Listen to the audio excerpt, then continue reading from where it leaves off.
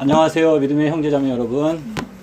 제가 오늘 처음 왔는데 또 이렇게 말할 수 있는 기회를 주셔서 목사님 감사합니다. 저는 제가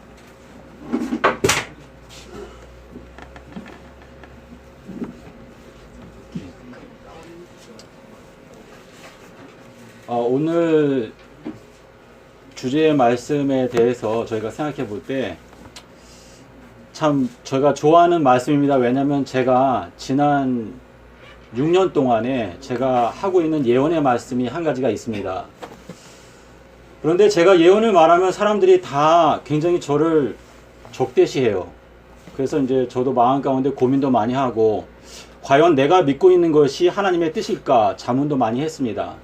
그런데 제가 지난 6년 동안에 제가 이 세상에 있는 사람들에게 제 양심상, 왜냐면은 마태복음 12장 37절에 보면은 너희가 어떤 무익한 말을 할지라도 그 말에 대해서 심판의 날에 너가 그 말에 대해서 신문을 받게 되리라 말씀을 하셨습니다. 그래서 제가 한마디 말을 해도 저도 심판을 받는다는 것을 마음 가운데 기억하고 제가 그 말을 하기 전에 많이 고민을 했습니다. 그런데 제가 다니엘서와 계시록을 연구하다가 다니엘서 12장 12절에 나오는 1335일의 비밀을 깨닫게 되었습니다. 그래서 제가 미국에서 원래 사는데요. 제가 모든 재산을 다 버리기 아니고 다 처리하고 그리고 한국에 제가 선교를 하기 위해서 나왔습니다. 그래서 여기 조 목사님을 만나 뵈러 제가 몇 번 왔는데요. 또 이렇게 오늘 저에게 기회를 주셔서 제가 믿는 바에 대해서 말할 수 있게 되었습니다.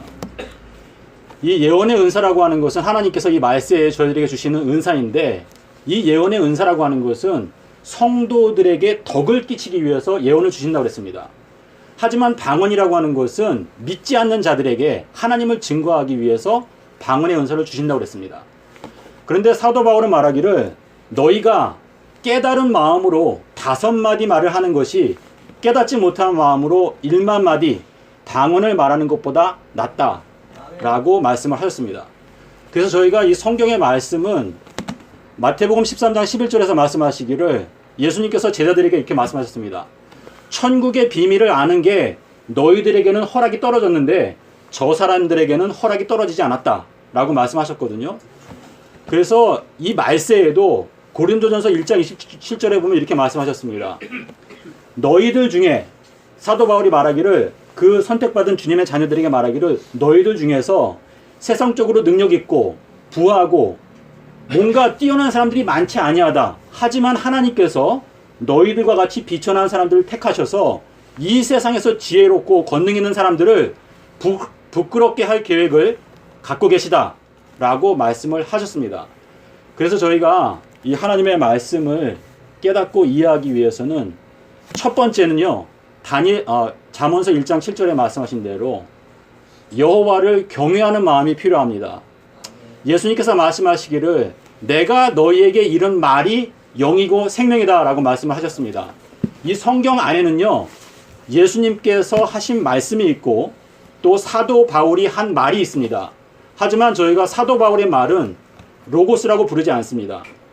예수님은요, 성전보다도 크시고 요나보다도 크시고 솔로몬보다도 더 크시며 그리고 아브라함 이전에 계셨던 분이십니다. 그리고 골로새서 1장 17절은 말하기를 예수 그리스도 안에 온 우주가 그 안에 서 있다라고 말했습니다. 그러므로 예수님의 한마디의 말씀은 이 우주보다 더 크신 분이 하신 말씀이고, 사도 바울은요, 하나님께서 사도 바울을 맨 처음에 부르실 때에 사울아라고 불렀습니다. 사울아 사울아 네가 어찌하여 나를 핍박하느냐 라고 말씀하셨는데요. 세월이 지나서 나중에 사울을 부르실 때는 바울이라고 불렀습니다. 바울이라고 하는 건 작은 자란 뜻입니다. 작은 자. 사도 바울은요, 자기 스스로 고백하기를 나는 모든 사도들보다 지극히 작은 자다라고 자기를 낮췄습니다. 그래서 저희가 이 생명의 말씀은 예수님께서 하신 말씀, 그래서 내가 너희에게 이른 말이 영이요 생명이다 라고 말씀하셨는데요.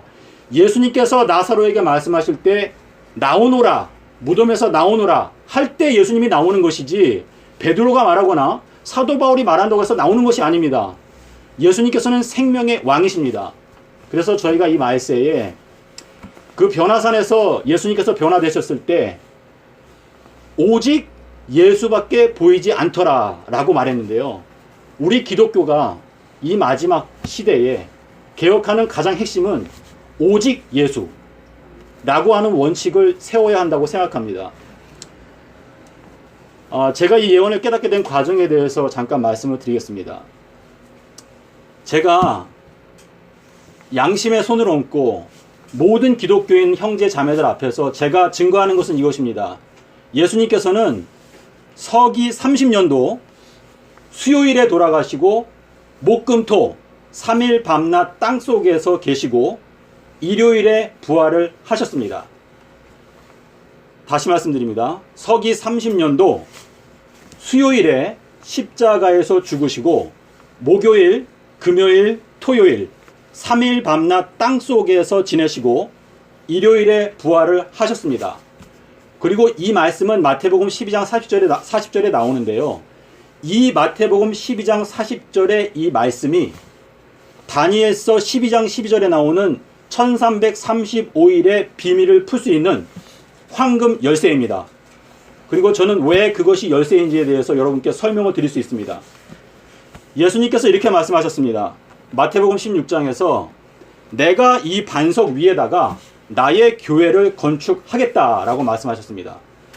그래서 예수님께서는 십자가에서 모퉁이 돌을 완성을 하셨습니다. 그리고 그 모퉁이 돌 위에 예수님의 교회가 건축이 됩니다. 그런데 그 교회를 건축하는 과정을 위해서 70일의 예언이 다시 반복해서 적용이 됩니다. 그런데요, 예수님께서 요한복음 2장에서 이렇게 말씀을 하셨습니다. 너희가 이 성전을 헐라 내가 3일 동안에 일으키리라 라고 말씀을 하셨는데요. 여러분께서 그 말씀을 어떻게 이해하십니까? 저기에 보면은요, 에베소서에 있는 말씀이 있는데 저 말씀이 굉장히 중요한 말씀이거든요. 너희가 이 성전을 헐라 내가 3일 동안에 이 반석 위에다가 나의 교회를 건축하겠다 라는 뜻인데 그것은 예수님의 육체를 가리켜 말씀하신 거다 그랬습니다. 그런데 에베소서 1장 23절에 가시면은요, 예수님의 육체는 곧 교회다라고 사도 바울이 말을 하였습니다. 사도 바울은 그 경건의 비밀을 깨달았기 때문에 에베소서 2장 22절에 저 말씀을 적어 놓은 것이거든요. 그래서 예수님께서 십자가에서 죽으시고 모퉁이 돌을 완성하시고 이 모퉁이 돌 위에다가 교회를 건축하시는데 3일이라고 말씀을 하셨습니다. 근데 왜 3일일까요? 예수님께서 마태복음 16장에서 베드로에게 약속을 하셨습니다. 베드로야, 내가 너에게 천국의 열쇠들을 주겠다 라고 약속을 하셨는데 베드로는 그 약속대로 그 천국의 열쇠들을 받고 깨달았습니다. 그래서 베드로는 베드로 전서와 베드로 후서에 그 천국의 비밀들을 기록해 놓았습니다. 그러므로 저희들이 베드로가 받았던 천국의 열쇠들을 깨닫기 위해서는 베드로 전서와 베드로 후서를 살펴봐야 하는데요. 베드로가 우리한테 당부한 것이 있습니다. 주께는 천년이 하루와 같고 하루가 천년과 같은 이 한 가지 사실을 잊지 말라라고 말하였습니다. 이 말씀이 대단히 중요한 말씀입니다. 그래서 예수님께서 십자가에서 죽으실 때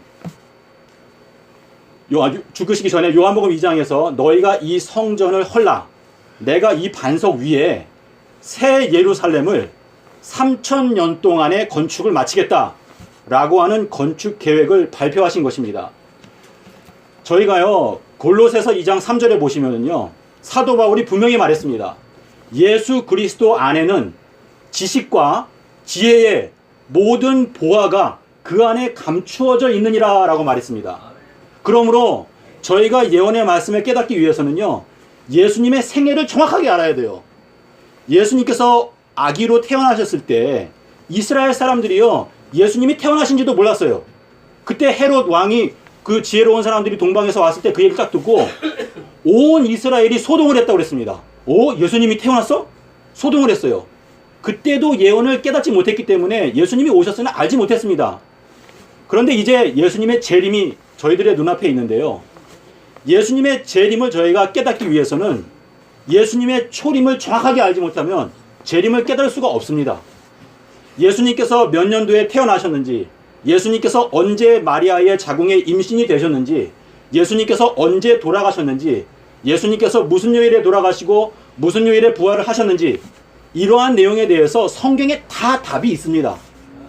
그래서 이 비밀들을 저희가 알고 깨닫게 되면 저희들이 빛의 자녀가 될 수 있습니다. 그리고 저는 하나님께서 이 말세에 한국 기독교를 하나님께서 사용하실 것이라고 마음 가운데 소망하고 있습니다. 그것은 저희들이 하나님의 영에 대해서, 하나님의 음성에 대해서 어떻게 반응하느냐에 따라서 우리들의 운명이 결정될 것입니다. 그래서 예수님께서요, 서기 30년도에 돌아가셨습니다. 그리고 새 예루살렘은 3030년에 내려옵니다. 근데 제가 말씀드리는 3000년이라고 하는 것은 그냥 대충 3000년을 말씀드리는 것이 아니라 예수님께서 부활하신 것이 서기 30년 4월 9일에 일요일 날 부활을 하셨습니다. 그리고 새 예루살렘은 3030년 4월 9일에 내려옵니다. 그리고 예수님의 재림은 2030년 4월 18일에 있게 될 건데요. 재림의 날짜를 정하면은요, 사람들이 다 이상하게 생각합니다. 다니엘서 12장 10절 12절에 읽어보십시오. 악한 자들은 악을 행하리니 악한 자는 아무도 깨닫지 못하되 오직 지혜 있는 자는 깨닫게 되리라 라고 말씀을 하셨는데, 요한복음 16장에서 예수님께서 이렇게 말씀하셨어요. 내가 아직까지도 너희들에게 말해주고 싶은 것이 너무나 많이 있지만 너희들이 지금은 감당하지 못하리라.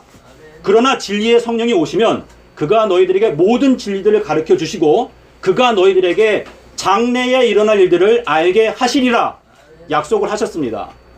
그래서 오늘 말씀대로 이 예언이라고 하는 것은요, 성도들을 위로하기 위해서 하나님께서 우리에게 주시는 은사입니다.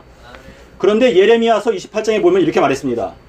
어떤 사람이 나타나가지고 무슨 예언을 하면 그 예언이 실제로 이루어지는지 기다렸다가 그 예언이 만약에 빗나가면 그 사람을 무시해버리라고 그랬습니다. 하지만 그 예언이 만약에 맞다면 그 기별이 하나님께로부터 왔다는 것을 너희가 알게 될 것이다 말씀을 하셨습니다. 그래서 예수님께서 살아계실 때 제자들에게 여러 가지 예언을 하셨어요.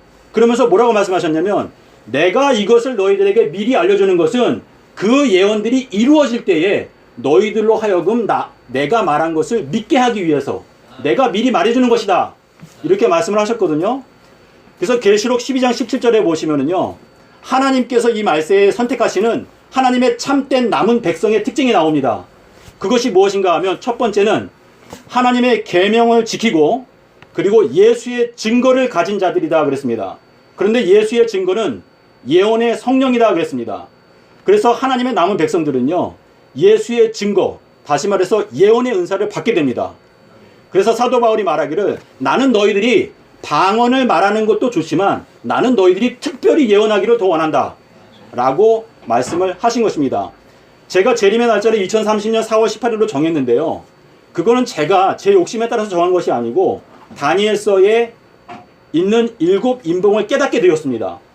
저희가 7인이라고 하면 계시록에 있는 7인봉만 생각합니다. 하지만 그렇지 않습니다. 계시록에서 말하는 7인으로 인봉되어져 있는 책은 다니엘서를 말하는데, 다니엘서를 살펴보면 이 말씀을 인봉하라 라고 하는 말씀이 정확하게 7번이 나옵니다. 그리고 그 7번 나와 있는 7인봉을 한국 기독교가 깨닫게 되면 한국 기독교는 이 말세에 주님을 위해서 크게 일할 수 있다 라고 저는 생각을 합니다. 제가 페이스북에서 이 무신론자들과 제가 토론을 할 때가 있습니다. 왜냐면 페이스북에 가면 별의별 사람들이 많거든요. 무슬림도 있고 많이 있어요. 근데 그 사람들이 신을 믿지 않습니다. 무슬림들도 성경책 말씀 이거 우습게 여깁니다. 코란이 최고라고.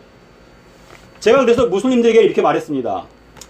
2023년도 4월 1일부터는 1260일 동안에 전 세계적으로 비가 안 올 건데, 그 예언이 만약에 성취가 되게 되면 그러면 너가 무슬림에서 예수 그리스도 교회로 개종할 마음이 있느냐? 제가 그렇게 물었습니다. 그랬더니 그 사람이 만약에 그 일이 진짜로 이루어진다면 내가 성경책을 연구하겠다 이렇게 저에게 말을 했습니다. 제가 그 무슬림 친구에게 물어봤습니다. 코란경에 예언이 있느냐? 알라신이 최고고 알라는 모든 것을 다 안다는데 알라가 과연 미래를 아느냐? 제가 물어봤습니다. 하지만 그 친구가 저한테 말하기를 코란경에는 예언의 말씀이 없다고 말했습니다. 그래서 제가 그랬습니다. 나는 코란경을 한 번도 읽어본 적이 없지만 내가 생각하는 예언이 빗나가게 되면 나는 코란경을 한번 읽어보겠다. 이렇게 말을 했거든요. 그래서 이 말세에 하나님께서 계시록 11장에 나오는 계시록 11장에 보면 하나님께서 두 선지자를 선택하신다고 그랬습니다. 근데 그 두 선지자가 나오는 것은 2023년도 4월 1일 날 그 두 선지자가 누구인지 저희들이 알게 될 것입니다. 자, 그래서 그만해요? 네. 예, 그래서 제가 여러분께 마지막으로 한마디만 말씀드리고 싶은 거는요. 다니엘서 안에 임봉하라 라는 말씀이 정확하게 7번이 들어있습니다. 그리고 그 성경 구절들을 제가 찾았는데요. 저희가 모든 편견을 버리고 그 임봉들을 연구한다면 하나님께서 저희들에게 깨달음을 주실 것이라고 믿고 믿음으로 저희가 그 말씀을 알 수 있게 될 것으로 믿습니다. 감사합니다.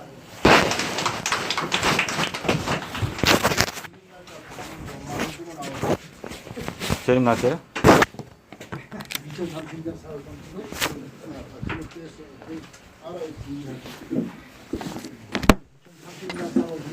4월 18일. 이거는 나한테 물어봐. 성경을 어떻게 해석하는가? 성경을 해석하는데 가감하면 저주가 있고 제대로 예수님을 오해를 하고 말씀도 오해를 하고 성경은 지식으로 아는 게 아니라 마음으로 영으로 마음으로 이해를 하는 건데 마음으로